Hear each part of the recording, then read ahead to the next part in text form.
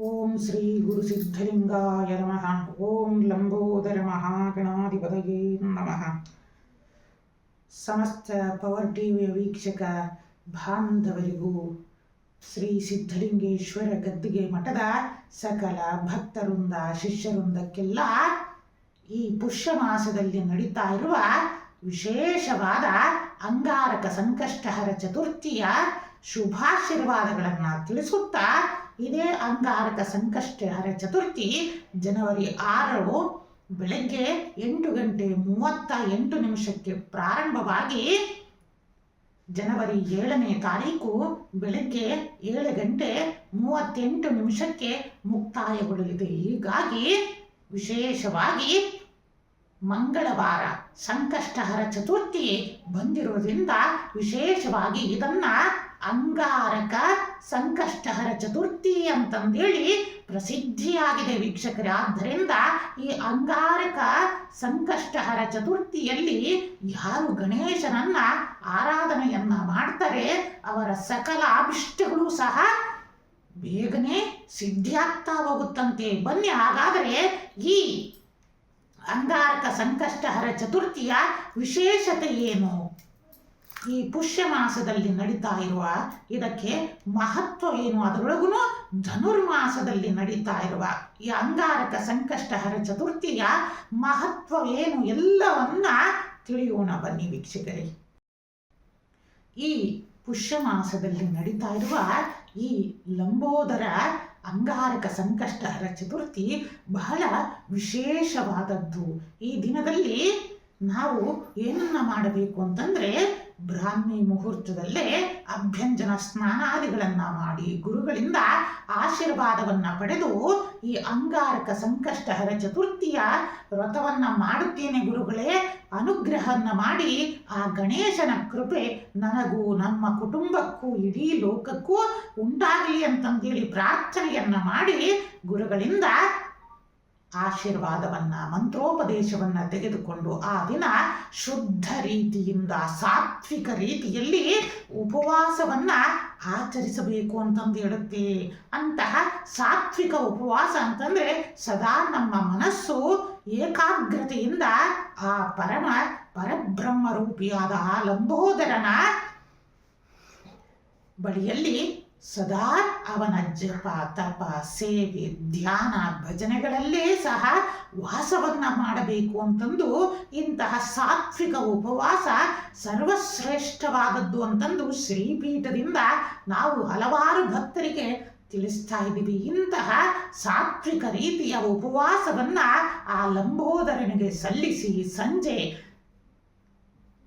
ವಿಶೇಷವಾಗಿ 5:10 ನಿಮಿಷದಿಂದ 8:38 ಪೂಜಾ ಸಮಯಕ್ಕೆ ಅತ್ಯಂತ ಶುಭಪ್ರದವಾಗಿದೆ. ಇಂತಹ ಸಮಯದಲ್ಲಿ ಪುನಃ ಸ್ನಾನವನ್ನ ಗೈದು ಮತ್ತೆ ಗುರುಗಳಿಂದ ತಂದೆ ತಾಯಿಗಳಿಂದ ಆಶೀರ್ವಾದವನ್ನ ಪಡೆದು ಪೂರ್ವಾಭಿಮುಖವಾಗಿ ಕುಳಿತು ಅಷ್ಟದಳದ ಪದ್ಮದ ರಂಗವಲ್ಲಿಯನ್ನ ಹಾಕಿ ಅಲ್ಲಿ ವಿಶೇಷವಾಗಿ ಕೆಂಪು ವರ್ಣದ ವಸ್ತ್ರವನ್ನ ಹರಡಿ ಅದರ ಮೇಲೆ ಕಳಶವನ್ನ ಪ್ರತಿಷ್ಠಾಪನೆಯನ್ನ ಮಾಡಿ ಗಣೇಶನನ್ನ ಆವಾಹನೆಯನ್ನ ಮಾಡಿ ಕಳಶಕ್ಕೆ ವಿಶೇಷವಾಗಿ ಕೆಂಪು ಬಣ್ಣದ ವಸ್ತ್ರವನ್ನ ಹಾಕಿ ಗಣೇಶನಿಗೆ ಬಿಲ್ವ ಗಂಧ ಮತ್ತು ಗರಿಕೆಯಿಂದ ಅಂದ್ರೆ ಜೂರ್ವೆಯಿಂದ ಅರ್ಚನೆಯನ್ನ ಮಾಡಿ ಅರ್ಚನೆಯಲ್ಲಿ ವಿಶೇಷವಾಗಿ ಓಂ ಲಂಬೋದರಾಯ ನಮಃ ಎಂದು 108 ಸತಿನಾದ್ರೂ ಸಹ ಶುದ್ಧ ಭಕ್ತಿಯಿಂದ ಜಪವನ್ನ ಅವನ ನಾಮವನ್ನ ಜಪವನ್ನ ಮಾಡಿದರಿಂದ ವಿಶೇಷವಾಗಿ ಸಕಲ ಪಾಪಗಳನ್ನೇ ಸಹ ಪರಿಹಾರವನ್ನ ಕ್ಷಣ ಮಾತ್ರದಲ್ಲಿ ಮಾಡ್ತಾನೆ ಅಂತಂದು ತಿಳಿಸುತ್ತೆ. ಇಂತಹ ಲಂಬೋದರನ ಜಪವನ್ನ ಆದ ಮೇಲೆ ಗಣೇಶನಿಗೆ ವಿಶೇಷವಾಗಿ ಮೋದಕ ಲಡ್ಡು ಕಜ್ಜಾಯ ಪಾಯಸದ ಮತ್ತು ಒಬ್ಬಟ್ಟಿನ ನೈವೇದ್ಯಗಳನ್ನ ಸಮರ್ಪಣೆಯನ್ನ ಮಾಡಿ ಶುದ್ಧ ಮನಸ್ಸಿನಿಂದ ಅವರಿಗೆ ನಿಮ್ಮ ಎಲ್ಲ ಇಷ್ಟಾರ್ಥಗಳನ್ನು ಸಹ ಸಮರ್ಪಣೆಯನ್ನ ಮಾಡಿ ಖಂಡಿತ ಆ ಲಂಬೋದರ ಯಾರು ಈ ರೀತಿಯಿಂದ ಶ್ರದ್ಧಾ ಭಕ್ತಿಯಿಂದ ವ್ರತವನ್ನ ಮಾಡ್ತೀರಾ, ಖಂಡಿತ ಅವರ ಎಲ್ಲ ಅಭಿಷ್ಟಗಳು ಸಿದ್ಧಿಯಾಗಲಿ ಅಂತಂದು ನಾವುಗಳೂ ಸಹ ಇಂದಿನಿಂದ ಆಶೀರ್ವಾದವನ್ನ ಮಾಡ್ತೀವಿ. ಆ ಲಂಬೋದರ ಸಕಲರ ಇಷ್ಟಾರ್ಥಗಳನ್ನ ನೆರವೇರಿಸಲಿ ಅಂತಂದು ಯಾರು ಸಾತ್ವಿಕ ರೀತಿಯಿಂದ ಆ ದಿನ ಪೂಜೆಯನ್ನ ಮಾಡಿದರೆ ಅವರ ಎಲ್ಲ ಪೂಜೆಯೂ ಸಹ ಆ ಲಂಬೋದರನಿಗೆ ಸಲ್ಲಲಿ ಅಂತಂದು ನಾವುಗಳು ಸಹ ಪ್ರಾರ್ಥನೆಯನ್ನ ಮಾಡಿ ಶುಭವನ್ನ ಹಾರೈಸ್ತೀವಿ. ಮುದ್ಗಲ ಪುರಾಣದ ಪ್ರಕಾರ ವಿಶೇಷವಾಗಿ ಲಂಬೋದರ ಅಂತಂದ್ರೆ ಸಾಕ್ಷಾತ್ ಬೇರೆ ಯಾರು ಅಲ್ಲ, ಆ ಸಾಕ್ಷಾತ್ ಪರಬ್ರಹ್ಮ ರೂಪಿಯೇ ಆ ಗಣೇಶ. ಅನಂತ ಅಖಿಲಾಂಡ ಕೋಟಿ ಬ್ರಹ್ಮಾಂಡ ನಾಯಕನಾದ ಆ ಗಣೇಶನನ್ನ ನಾವು ಲಂಬೋದರ ಅಂತಂದು ತಿಳಿಸ್ತೀವಿ. ಏಕಂತಂದ್ರೆ ಲಂಬೋದರ ಅಂತಂದು ಸೃಷ್ಟಿಯ ಆದಿಯಲ್ಲಿ ಸೃಷ್ಟಿಗೆ ಅನೇಕ ರೀತಿಯಿಂದ ವಿಘ್ನಗಳು ಬರಲಿಕ್ಕೆ ಪ್ರಾರಂಭ ಆಯಿತು. ಆಗ ಬ್ರಹ್ಮದೇವರು ಕುಳಿತುಕೊಂಡು ಈ ವಿಘ್ನವನ್ನೆಲ್ಲ ಪರಿಹರಿಸು ತಂದೆ ಅಂತಂದೇಳಿ ಆ ಆದಿಮೂಲನಾದ ಸೃಷ್ಟಿಕರ್ತ ಪರಬ್ರಹ್ಮನನ್ನ ಮೊರೆ ಹೋಗ್ತಾರೆ. ಆಗ ಎಷ್ಟೋ ಸಾವಿರ ವರ್ಷಗಳ ಕಳೆದ ನಂತರ ಆ ಪರಬ್ರಹ್ಮ ರೂಪಿಯಾದ ಆ ದೈವ ಗಣೇಶನ ರೂಪದಲ್ಲಿ ಬ್ರಹ್ಮನಿಗೆ ದರ್ಶನವನ್ನ ನೀಡಿ ಅನುಗ್ರಹವನ್ನ ಮಾಡಿತು.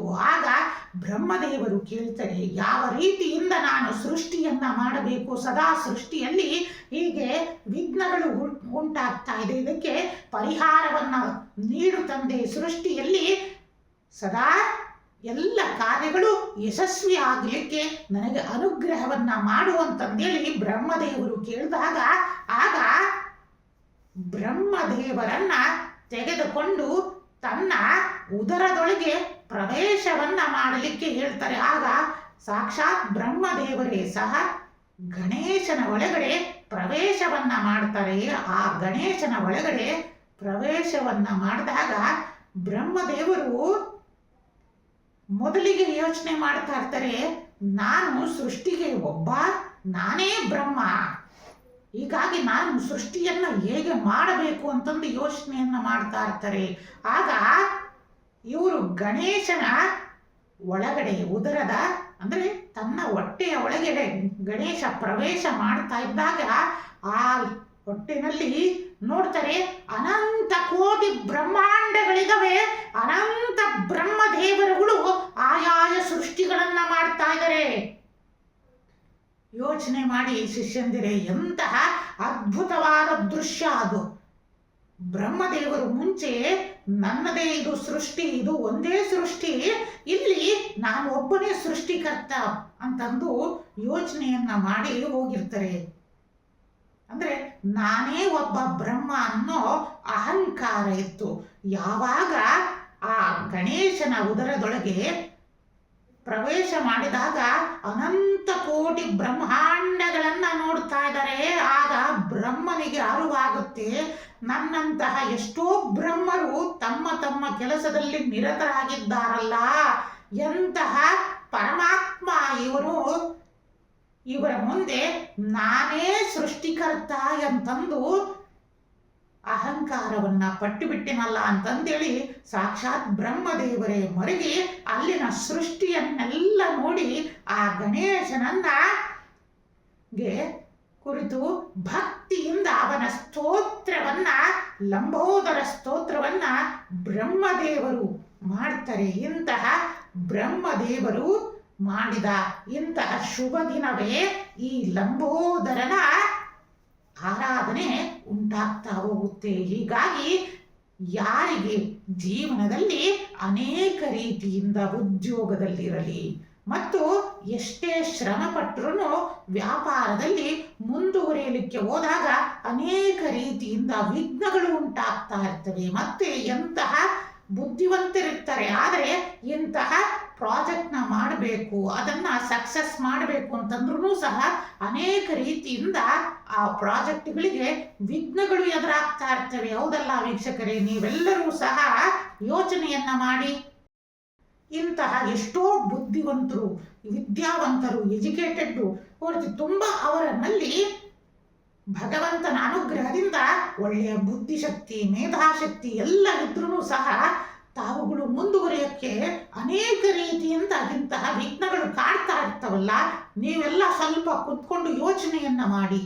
ಯಾಕಂದ್ರೆ ನಿಮ್ಮಲ್ಲಿ ಅಗಾಧವಾದ ಬುದ್ಧಿಶಕ್ತಿ ಇದೆ, ಎಲ್ಲನೂ ಇದೆ, ಆದ್ರೂ ಸಹ ಯಾವುದೋ ರೀತಿಯಿಂದ ವಿಘ್ನಗಳು ಎದುರಾಗ್ತಾ ಇದ್ದಾವೆ. ಆ ಕಾರಣಕ್ಕೋಸ್ಕರನೇ ಪ್ರತಿಯೊಬ್ಬರೂ ಸಹ ತಮ್ಮ ಅಂತರಾತ್ಮದಲ್ಲಿ ಒಂದು ಪ್ರಶ್ನೆಯನ್ನ ಉಂಟು ಮಾಡಿ, ಆಗ ಖಂಡಿತ ಇದಕ್ಕೆ ಒಂದು ಸುಲಭ ಪರಿಹಾರ ಏನಪ್ಪಾ ಅಂತಂದ್ರೆ, ನಮ್ಮ ಸನಾತನ ಪರಂಪರೆಯಲ್ಲಿ ಅಂತಂದ್ರೆ ವಿಶೇಷವಾಗಿ ಈ ಲಂಬೋದರನ ಆರಾಧನೆಯನ್ನ ಗುರುಮುಖೇನ, ಗುರುವಿನಿಂದ ಅನುಗ್ರಹವನ್ನ ಪಡೆದು ಯಾರು ಲಂಬೋದರನ ಆರಾಧನೆಯನ್ನ ಮಾಡ್ತೀರಾ ಅವರ ಪ್ರಾರಬ್ಧ ಕರ್ಮಗಳು ಏನೇ ಇರಲಿ ಅದೆಲ್ಲ ಕ್ಷಣ ಮಾತ್ರದಲ್ಲಿ ಪರಿಹಾರ ಉಂಟಾಗುತ್ತೆ ಅಂತಂದೇಳಿ ಸಾಕ್ಷಾತ್ ಬ್ರಹ್ಮದೇವರಿಗೆ ಅನುಗ್ರಹವನ್ನ ಆ ಪರಬ್ರಹ್ಮ ರೂಪಿ ಆ ಮಹಾಗಣಪತಿಯು ಅನುಗ್ರಹವನ್ನ ಮಾಡಿ ಶುಭ ಆಶೀರ್ವಾದವನ್ನ ಮಾಡಿ ವರವನ್ನ ಅನುಗ್ರಹಿಸ್ತಾನೆ. ಆದ್ದರಿಂದ ಯಾರಿಗೆ ಸಕಲ ವ್ಯಾಪಾರದಲ್ಲಿ, ಉದ್ಯೋಗದಲ್ಲಿ ಮತ್ತು ಅನೇಕ ರೀತಿಯಿಂದ ಹೊಸ ಕಾರ್ಯಗಳನ್ನ ಪ್ರಾರಂಭಿಸಬೇಕು ಅಂತಂದೇಳಿರ್ತಾರೆ, ಅಂತಹವರೆಲ್ಲ ಈ ದಿನ ಸಾತ್ವಿಕ ರೀತಿಯಿಂದ ಆ ಮಹಾಗಣಪತಿಯನ್ನ ಆರಾಧನೆಯನ್ನ ಮಾಡಬೇಕು. ನಂತರ ಯಾರಿಗೆ ಜೀವನದಲ್ಲಿ ಅನೇಕ ರೀತಿಯಿಂದ ಋಣಬಾಧೆಗಳು ಇರುತ್ತೆ, ಈ ದಿನ ಸಹ ಅವರು ವಿಶೇಷವಾಗಿ ಲವಣ ದೀಪವನ್ನ ಹಚ್ಚಿ ಗಣೇಶನಿಗೆ 21 ಲವಣ ದೀಪವನ್ನ ಹಚ್ಚಿ ಪ್ರಾರ್ಥನೆಯನ್ನ ಮಾಡಬೇಕು.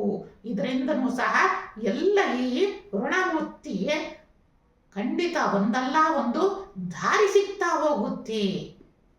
ನಂತರ ಜೀವನದಲ್ಲಿ ಯಾರಿಗೆ ಮದುವೆಯಲ್ಲಿ ಅನೇಕ ರೀತಿಯಿಂದ ತೊಂದರೆಗಳು, ಅಂದ್ರೆ ಮದುವೆ ಆದ ನಂತರ ಗಂಡ ಹೆಂಡತಿಯ ನಡುವೆ ಕಲಹಗಳು ಪ್ರಾರಂಭ ಆಗ್ತಾ ಇರುತ್ತೆ, ಸಂತಾನ ಬಾಧೆಯ ಸಮಸ್ಯೆಗಳು ಇರುತ್ತವೆ, ಗರ್ಭಧಾರಣೆಯ ತೊಂದರೆಗಳಿರುತ್ತವೆ, ಅಂತವರೆಲ್ಲ ಈ ದಿನ ಗುರುಗಳಿಂದ ಅನುಗ್ರಹವನ್ನ ಪಡೆದು ಸಾಧ್ಯವಾದಷ್ಟು ಗುರುವಿನಿಂದ ಮಂತ್ರೋಪದೇಶಗಳನ್ನ ತೆಗೆದುಕೊಂಡು ಈ ಲಂಬೋದರ ಮಹಾಗಣಪತಿಯ ಸಂಕಷ್ಟಹರ ಚತುರ್ಥಿಯನ್ನ ಆರಾಧನೆಯನ್ನ ಮಾಡಿದರೆ ವಿಶೇಷವಾಗಿ ಆ ಗಣೇಶನ ಅನುಗ್ರಹ ಉಂಟಾಗ್ತಾ ಹೋಗುತ್ತೆ. ಇನ್ನೊಂದು, ಈ ಅಂಗಾರಕ ಅಂತಂದೇಳಿ ಯಾಕೆ ಉಂಟಾಯಿತು ಅಂತಂದ್ರೆ, ಭೂಮಿಯ ಪುತ್ರ ಯಾರು ಅಂತಂದ್ರೆ ಅಂಗಾರಕ, ಮಂಗಳ ದೇವ, ಶಿವಾಂಶ ಸಂಭೂತನಾಗಿರ್ತಾನೆ. ಇಂತಹ ಅಂಗಾರಕ ದೇವ ಗಣೇಶನ ಪರಮ ಭಕ್ತ. ಹೀಗಾಗಿ ಗಣೇಶ ಆ ಭಕ್ತಿಗೆ ಒಲಿದು ಅಂಗಾರಕನಿಗೆ ಏನಾದ್ರೂ ವರವನ್ನ ಕೊಡಬೇಕು ಅಂತಂದು ಕೇಳ್ತಾನೆ. ಆಗ ನಿಸ್ವಾರ್ಥದಿಂದ ಆ ಅಂಗಾರಕ ದೇವ ಕೇಳ್ತಾನೆ, ನನಗೇನು ಬೇಡ ತಂದೆ, ಸದಾ ನಿನ್ನ ಸೇವಾ ಮಾಡುವ ಭಾಗ್ಯ ಕೊಡು, ನಿನ್ನ ಭಕ್ತಿಯನ್ನ ಸದಾ ನನಗೆ ಅನುಗ್ರಹವನ್ನ ಮಾಡು ಅಂತಂದು ಕೇಳಿದಾಗ ಆ ಭಕ್ತಿಗೆ ಮೆಚ್ಚಿ ಗಣೇಶನೇ ಹೇಳ್ತಾನೆ, ನಿನ್ನ ಈ ಭಕ್ತಿಗೆ ಮೆಚ್ಚಿದ್ದೇನೆ, ಹೀಗಾಗಿ ಮಂಗಳವಾರ ಅಂದ್ರೆ ಅಂಗಾರಕ ದಿನ ಬರುವ ಸಂಕಷ್ಟಹರ ಚತುರ್ಥಿಯಲ್ಲಿ ನಿನ್ನ ಭಕ್ತಿಗೆ ಸರ್ವಶ್ರೇಷ್ಠವಾಗಲಿ, ಸಕಲರು ನಿನ್ನ ಭಕ್ತಿಯನ್ನ ಎಲ್ಲರೂ ಸ್ಮರಿಸುವಂತಾಗಲಿ ಅಂತಂದೇಳಿ ಆ ದಿನದ ಪೂಜೆಗೆ ವಿಶೇಷವಾಗಿ ಅಂಗಾರಕ ಸಂಕಷ್ಟಹರ ಚತುರ್ಥಿ ಅಂತಂದೇ ಸಹ ಪ್ರಸಿದ್ಧಿಯಾಗಲಿ ಅಂತಂದು ಗಣೇಶ ವರವನ್ನ ಅನುಗ್ರಹ ಮಾಡ್ತಾನೆ. ಆದ್ದರಿಂದ ಈ ದಿನದಲ್ಲಿ ನಾವು ಮಾಡ್ತಾ ಇರುವ ಪೂಜೆಗೆ ವಿಶೇಷವಾಗಿ ತೊಗರಿಬೇಳೆ ಮತ್ತು ಬೆಲ್ಲವನ್ನ ದಾನವನ್ನಾಗಿ ಯಥಾಶಕ್ತಿಯಿಂದ ನಿಮ್ಮ ಕೈನಲ್ಲಿ ಎಷ್ಟಾಗುತ್ತೋ ಅಷ್ಟು ಗಣೇಶನ ದೇವಸ್ಥಾನಕ್ಕೆ, ಗುರುಗಳಿಗೆ ದಾನ ಧರ್ಮಗಳನ್ನ ಮಾಡುವುದರಿಂದ, ಗೋ ಸೇವೆಯನ್ನ ಮಾಡೋದರಿಂದ, ಗೋ ಪೂಜೆಯನ್ನ, ಗೋಗ್ರಾಸಗಳನ್ನ ನೀಡುವುದರಿಂದ ವಿಶೇಷವಾದ ಫಲವನ್ನ ನೀವು ಪಡಿತಾ ಹೋಗ್ತೀರಾ ಅಂತಂದು ಸಹ ತಿಳಿಸ್ತಾ, ಮತ್ತು ರಾತ್ರಿ 9:48 ಚಂದ್ರೋದಯದ ಮುಹೂರ್ತಗಳು ಸಹ ಇರುವುದರಿಂದ ಆ ದಿನ ಚಂದ್ರನಿಗೆ ಕಲ್ಪೋಕ್ತ ಮಂತ್ರದಿಂದ ವಿಶೇಷವಾಗಿ ಪೂಜೆಯನ್ನ ಮಾಡಿ, ಅರ್ಘ್ಯವನ್ನ ಸಮರ್ಪಣೆಯನ್ನ ಮಾಡಿ, ಚಂದ್ರನಿಗೆ ಹಾಲಿನಿಂದ ಅರ್ಘ್ಯವನ್ನ ಬಿಟ್ಟು ಆ ಬಾಲಚಂದ್ರನನ್ನ ಪ್ರಾರ್ಥನೆಯನ್ನ ಮಾಡುವುದರಿಂದ ಸಕಲ ಅಭಿಷ್ಟಗಳು ಸಹ ಸಿದ್ಧಿಸ್ತಾ ಹೋಗ್ತವೆ. ಯಾರು ಈ ಸಾತ್ವಿಕ ರೀತಿಯಿಂದ ಎಲ್ಲ ವೀಕ್ಷಕರು ಆ ಪೂಜೆಯನ್ನ ಮಾಡ್ತೀರಾ, ಇವರೆಲ್ಲರ ಇಷ್ಟಾರ್ಥಗಳು ನೆರವೇರಲಿ ಅಂತಂದೂ ಸಹ ನಾವುಗಳು ಸಹ ಆ ಲಂಬೋದರ ಮಹಾಗಣಪತಿಯನ್ನ ಪ್ರಾರ್ಥನೆಯನ್ನ ಮಾಡ್ತೀವಿ ಅಂತಂದು ಸಹ ತಿಳಿಸುತ್ತಾ, ಪರಮದಯಾಳು ಶ್ರೀ ಸಿದ್ಧಲಿಂಗೇಶ್ವರರು ಜಗನ್ಮಾತೆಯಾದ ಇಷ್ಟಗಾಮೀಶ್ವರಿಯು ಲಂಬೋದರ ರೂಪದಲ್ಲಿ ಸಕಲರ ಅಭಿಷ್ಟಗಳನ್ನ ಶೀಘ್ರವಾಗಿ ಸಿದ್ಧಿಸಲಿ ಮತ್ತು ಶ್ರೀಪೀಠದಲ್ಲಿ ದಿನ ವಿಶೇಷವಾಗಿ ಅಂಗಾರಕ ಸಂಕಷ್ಟಹರ ಚತುರ್ಥಿಯ ಲಂಬೋದರ ಮಹಾ ಗಣಪತಿಯ ಯಾಗವನ್ನೂ ಸಹ ಹಮ್ಮಿಕೊಳ್ಳಲಾಗಿದೆ. ಇಂತಹ ಯಾಗದಲ್ಲಿ ಸಕಲ ಭಕ್ತಾದಿಗಳು ಸಹ ಪಾಲ್ಗೊಂಡು ಆ ಲಂಬೋದರ ಮಹಾಗಣಪತಿಯ ಅನುಗ್ರಹವನ್ನ ಪಡೆಯುವಂತಾಗಲಿ ಅಂತಂದು ಸಹ ತಿಳಿಸುತ್ತಾ, ಸಮಸ್ತ ಪವರ್ ಟಿವಿಯ ವೀಕ್ಷಕ ಬಾಂಧವರಿಗೂ ಮತ್ತು ಸಮಸ್ತ ಪವರ್ ಟಿವಿಯ ತಂಡಕ್ಕೂ ಮತ್ತು ಇಡೀ ಸಮಸ್ತ ಲೋಕಕ್ಕೆಲ್ಲ ಸನ್ಮಂಗಳಗಳು ಉಂಟಾಗಲಿ ಅಂತಂದು ಶುಭಾಶೀರ್ವಾದವನ್ನ ತಿಳಿಸ್ತಾ ಇದ್ದೀವಿ. ಓಂ ನಮಃ ಶಿವಾಯ.